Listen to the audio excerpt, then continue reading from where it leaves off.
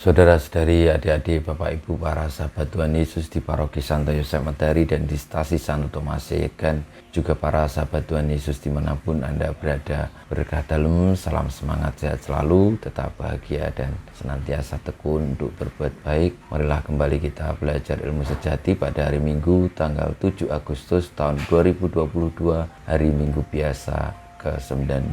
Kita mengawali belajar ilmu sejati kita dengan berdoa dalam nama Bapa, Putra, dan Roh Kudus. Amin. Allah Bapa, pencipta alam semesta dan segala yang hidup, Engkau membangun kotamu di tengah-tengah kami. Penuhilah kami dengan semangat kegiatan untuk membangun dunia baru yang Engkau percayakan kepada kami. Semoga kami siap sedia bila tiba saatnya Engkau menyempurnakan segalanya dengan cinta kasih-Mu. Dengan pengantaran Tuhan kami Yesus Kristus, Putramu, yang hidup dan berkuasa bersama Dikau dalam persatuan Roh Kudus, Allah sepanjang segala masa. Amin. Saudara-saudari yang terkasih, kita akan belajar ilmu sejati dari Injil Yesus Kristus menurut Lukas bab 12 ayat 32 sampai dengan 48. Sekali peristiwa berkatalah Yesus kepada murid-muridnya, "Janganlah takut, hai kamu kawanan kecil, karena Bapamu telah berkenan memberi kamu kerajaannya. Jualah segala milikmu dan berilah sedekah. Buatlah bagimu pundi-pundi yang tidak dapat menjadi tua, suatu harta di surga yang tidak akan habis, yang tidak dapat didekati pencuri, dan yang tidak dirusakkan ngengat. Karena di mana hartamu berada, di situ juga hatimu berada.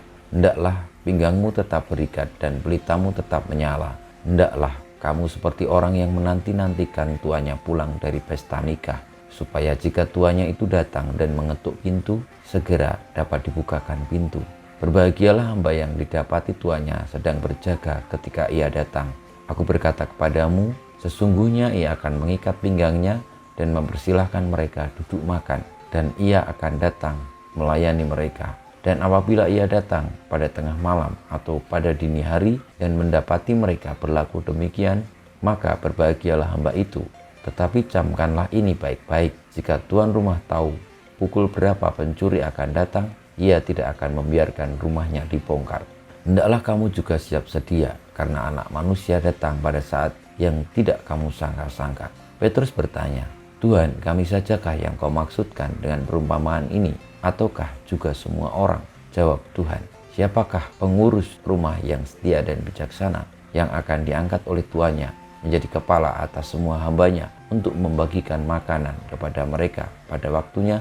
Berbahagialah hamba yang didapati tuannya sedang melakukan tugasnya ketika tuan itu datang.